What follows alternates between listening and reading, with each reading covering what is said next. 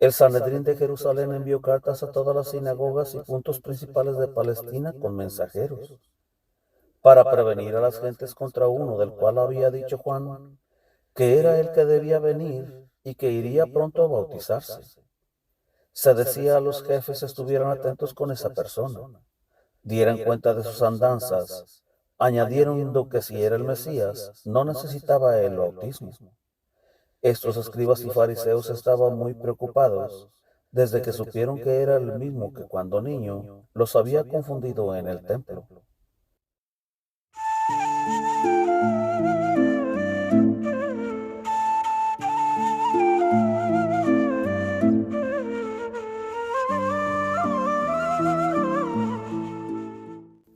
Ana Catalina Emery, Visiones y Revelaciones Completas, Época Segunda, desde el nacimiento de la vida pública de Jesús hasta la primera Pascua. Capítulo 4, Regreso de Jesús a Nazaret, junio 22. Cuando Jesús volvió a Nazaret, visitó a los conocidos y parientes de sus padres, en los alrededores, siendo recibido muy fríamente por sus habitantes. De modo que cuando quiso entrar a la sinagoga para enseñar, no se lo permitieron. Habló entonces en la plaza pública delante de muchas personas, saduceos y fariseos, refiriéndose al Mesías que había de aparecer, muy distinto del que ellos se imaginaban según sus deseos. Llamó a Juan, la voz que clama en el desierto. Le habían seguido desde la comarca de Hebrón dos jovencitos vestidos con largas túnicas como las de los sacerdotes, aunque no estaban siempre con él. Celebró aquí la festividad del sábado. Junio 25. He visto a Jesús en compañía de María, María Cleofás y los padres de Pármenas. En total unas 20 personas abandonar Nazaret y dirigirse a Cafarnaúm. Tenían los asnos cargados de bultos. La casa de Nazaret quedó limpia, adornada y revestida interiormente con alfombras y mantas que me daban la impresión de una capilla. Así quedó vacía la casita de Nazaret. El tercer marido de María Cleofás, que trabaja en casa de Ana, cuidará la casa juntamente con sus hijos. Esta María Cleofás, su hijo menor José Barsabás y Simeón, viven ahora muy cerca de la casita que aquel hombre llamado Leví regaló a Jesús para su vivienda cerca de Cafarnaúm. Los padres de Pármenas vivían muy lejos de allí. Junio 28. Jesús fue de un pueblito a otro visitando especialmente los lugares donde había estado Juan, vuelto del desierto. Entraba en las sinagogas, enseñaba y consolaba, y ayudaba a los enfermos.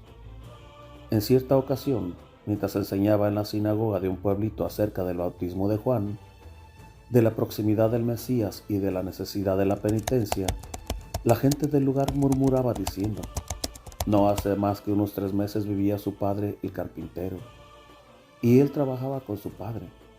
Luego se dio a viajar un poco, y ahora ya se viene para echárselas de maestro. Lo vi también en Caná, donde tenía parientes a quienes él visitó, y lo vi enseñando. Todavía no lo vi con ninguno de sus futuros apóstoles. Parecía que se ocupara de ir conociendo a los hombres y que ayudara solamente a la obra en que se había empeñado Juan. De un pueblo a otro le solía acompañar siempre algún buen hombre del lugar. Julio 6. Una vez he visto a 4 hombres, entre ellos alguno que fue apóstol, aguardando a la sombra, sobre el camino entre Samaria y Nazaret, a que pasara Jesús, el cual acercábase precisamente en compañía de un discípulo. Los hombres le salieron al encuentro y le contaron cómo habían sido bautizados por Juan, que les había hablado de la proximidad del Mesías. Le contaron que había hablado severamente con los soldados y que de ellos había bautizado a algunos pocos. Le dijeron también que él podía tomar piedras del Jordán y bautizarlas, y le refirieron otras cosas de Juan. Luego continuaron el camino en su compañía. Después lo vi caminando por el lago de Galilea, hacia el norte. Habló ya más claramente del Mesías, y en varios lugares los poseídos del demonio clamaban detrás de él. Echó el demonio de un hombre y enseñó en la sinagoga. Le salieron al encuentro 6 hombres que venían del bautismo de Juan, entre ellos Leví, llamado Mateo, y 2 hijos de viudas de la parentela de Isabel. Conocían algo a Jesús por el parentesco y por oídas, y sospechaban que pudiera ser aquel de quien hablaba Juan el Bautista, aunque no estaban seguros. Le hablaron de Juan, de Lázaro y de María Magdalena, opinando que ésta debía tener algún demonio. Por este mismo tiempo ya vivía María en su castillo de Magdala. Estos hombres acompañaron a Jesús, maravillándose de sus enseñanzas. Los bautizados que iban de Galilea hacia donde estaba Juan, contaban a éste lo que sabían de Jesús y lo que habían oído decir. Y los de Ainón, donde bautizaba Juan, iban a Jesús contándole las cosas de Juan. Después he visto a Jesús caminando solo junto al mar, en un lugar de pesca rodeado por una valla, donde estaban ancladas 5 barcas. En la orilla había varias chozas habitadas por pescadores. Pedro era el dueño de ese lugar de pesca. Dentro de la choza estaban Pedro y Andrés. Juan y Santiago y su padre Zebedeo, con otros, estaban en la barca. En la barca del medio estaba el padre de la mujer de Pedro, con sus 3 hijos. Supe los nombres de todos esos hombres y los he olvidado. El padre tiene el sobrenombre de Celotes, porque en cierta ocasión había disputado con los romanos sobre derechos de pesca en el mar de Galilea y había ganado el pleito. He visto unos 30 hombres sobre las barcas. Jesús se acercó y andaba entre las chozas y las barcas por el espacio cercado. Habló con Andrés y otros pescadores, no sé si con Pedro también. Ellos no dieron señas de conocer quién era. Él les habló de Juan y de la proximidad del Mesías. Andrés era discípulo de Juan y había sido bautizado por él. Jesús les dijo que volvería.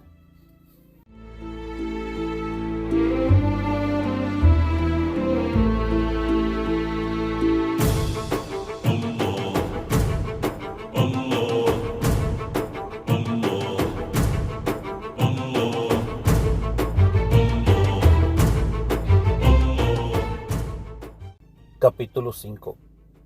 Jesús va a través del Líbano, a Sidón y a Sarepta.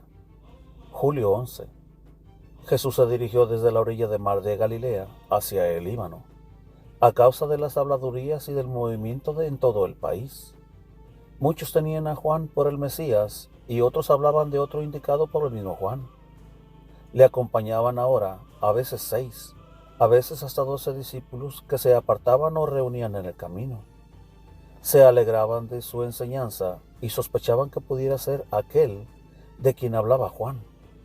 Jesús no había elegido aún a nadie y andaba solo, como si estuviese sembrando y preparando el terreno para su misión. Todos estos caminos guardaban relación con los viajes de los profetas, especialmente Elías. Jesús se dirigió con sus acompañantes a las alturas del Líbano, en dirección de la gran ciudad de Sidón, a orillas del mar. Desde esas alturas se goza de una espléndida vista panorámica. La ciudad parece estar muy cerca del mar, pero cuando uno está dentro de ella, ve que aún queda a 3/4 de hora de camino de la orilla. Es una ciudad bastante grande y llena de movimiento. Cuando se mira desde la altura hacia abajo, parece que uno viera una serie interminable de barcos, porque en los techos planos de las casas había como un bosque de palos de mástiles con grandes banderas coloradas y de otros tonos y unas telas sin pintar, tendidas y colgadas, y debajo una multitud de hombres que trabajaban. En las casas he visto que fabricaban toda clase de recipientes brillantes. Los alrededores estaban llenos de huertas pequeñas con árboles frutales.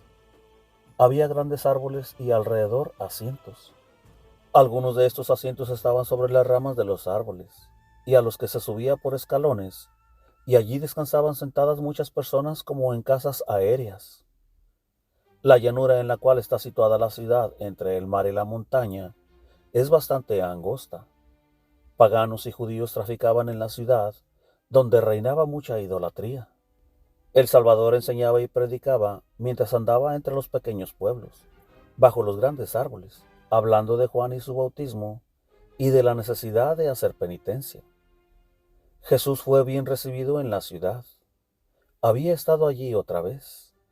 Habló en la escuela de la ciudad de la proximidad del Mesías y de la necesidad de dejar la idolatría. La reina Jezabel, que tanto persiguió a Elías, era de esta ciudad. Jesús dejó a sus acompañantes en Sidón y se trasladó más al norte, a un lugar apartado del mar. Quiso separarse de los demás para entregarse a la oración.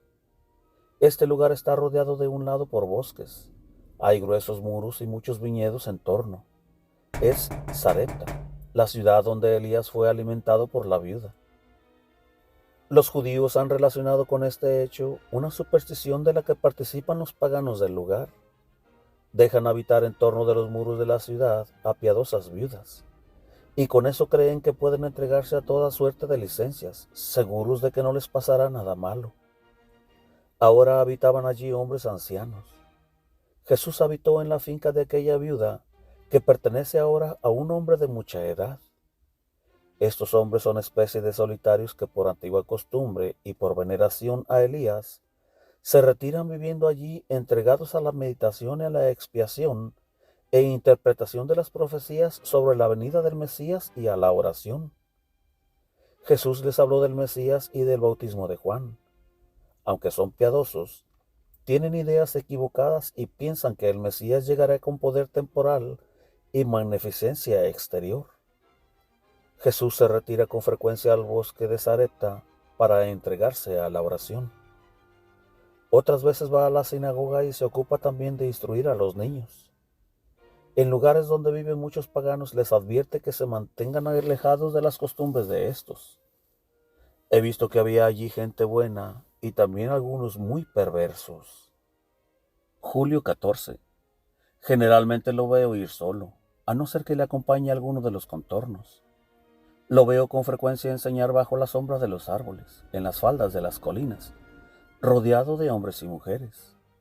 El tiempo del año es tal que me parece cuando estamos aquí en el mes de mayo, porque en esta tierra la segunda cosecha es parecida a la de mayo entre nosotros. Veo que no cortan el trigo tan bajo como nosotros. Lo hacen bajo las espigas con la mano y lo cortan a un codo de altura y no lo trillan. Están de pie en las pequeñas gavillas y pasan por encima un rodillo tirado por dos bueyes. El trigo es mucho más seco y cae con más facilidad que entre nosotros. El trabajo lo hacen en campo abierto o bajo un techo de paja, abierto a los lados. Desde Sarepta se dirigió Jesús al noreste, a un lugarcito no distante del campo de los muertos visto por Ezequiel en visión, cuando los huesos de los muertos se juntaron, tomando carne y nervios, y viniendo un soplo recibieron vida y movimiento. Acerca de esto tuve una explicación, como si por la predicación y el bautismo de Juan se cubrían los cadáveres de carne y de nervios, y por el Espíritu de Jesús Redentor y más tarde por el Espíritu Santo, recibían vida y movimiento. Jesús consoló aquí a las gentes que se mostraban abatidas y les habló y explicó la visión del profeta Ezequiel. Nota: véase Ezequiel, el capítulo 37. Fin de la nota. Después se dirigió más al norte, hacia la comarca donde Juan se había encaminado al salir del desierto. Había allí una pequeña población donde se habían detenido Noemí y Ruth algún tiempo. La fama de estas mujeres era tal que aún se hablaba de ellas con alabanzas. Más tarde se retiró a Belén. El Señor predicó aquí con mucho celo. Se acerca el tiempo en que Él se retirará al sur para su bautismo a través de la Samaria. Jacob tuvo también aquí campos de pastoreo. A través de la pradera corre un riachuelo, detrás del cual está el pozo de Juan, bastante alto, desde el cual se abre un camino que lleva al campo de los muertos visto por Ezequiel. De allí se baja hasta el lugar donde Adán y Eva fueron echados del paraíso, descendiendo siempre. En este descenso los árboles se volvían cada vez más pequeños y achaparrados, hasta que llegaron en medio de arbustos tupidos, donde todo ya era silvestre y deforme. El paraíso estaba alto, como el sol, y fue descendiendo como detrás de una montaña que parecía a su vez levantarse. El Salvador anduvo por el mismo camino que hizo Elías, cuando fue desde el arroyo de Carit a Sarepta. Está de vuelta en el campo de los pastores hacia Sarepta. Enseña durante el trayecto y pasa sin detenerse por Sidón. Desde Sarepta irá muy pronto al sur para el bautismo. pero se detiene en Sarepta para celebrar el sábado. Julio 27. Después del sábado lo veo caminando hacia Nazaret, enseñando en algunos lugares, solo o acompañado. Siempre lo veo descalzo. Lleva sus sandalias que se pone cuando llega a alguna población. Lo vi por los valles en las cercanías del Carmelo y otra vez en el camino muy cerca de donde se va a Egipto. De pronto se dirigió hacia el oriente. Veo también caminando hacia Nazaret a la Madre de Dios, a María de Cleofás, a la madre de Parmenás y a dos mujeres más, y de Jerusalén a la Serafia, la Verónica, a Juana Chuza y al hijo de Serafia, el cual más tarde se unió a los apóstoles. Estos van a reunirse con María. Son conocidos de ella por las anuales idas a Jerusalén.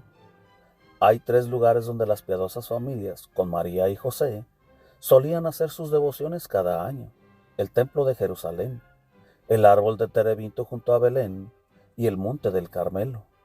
La familia de Ana y otras piadosas personas iban a este lugar generalmente en mayo, cuando volvían de Jerusalén.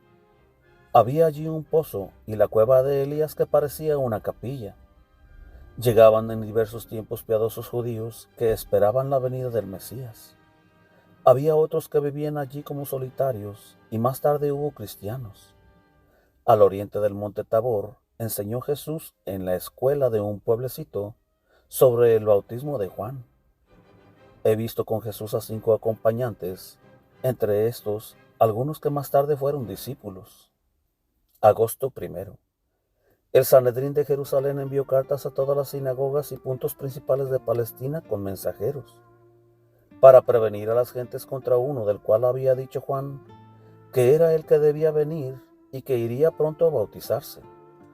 Se decía a los jefes estuvieran atentos con esa persona, dieran cuenta de sus andanzas, añadiendo que si era el Mesías, no necesitaba el bautismo. Estos escribas y fariseos estaban muy preocupados desde que supieron que era el mismo que cuando niño los había confundido en el templo. He visto a estos mensajeros llegar a una ciudad situada a 4 horas del camino de Hebrón hacia el mar. Es la misma de donde los mensajeros de Moisés y Aarón trajeron a aquellos grandes racimos de uva. La ciudad se llama Gaza. He visto aquí una larga hilera de tiendas y celdas que llegaba hasta el mar, donde se vendían sedas y otras mercaderías. Agosto 4.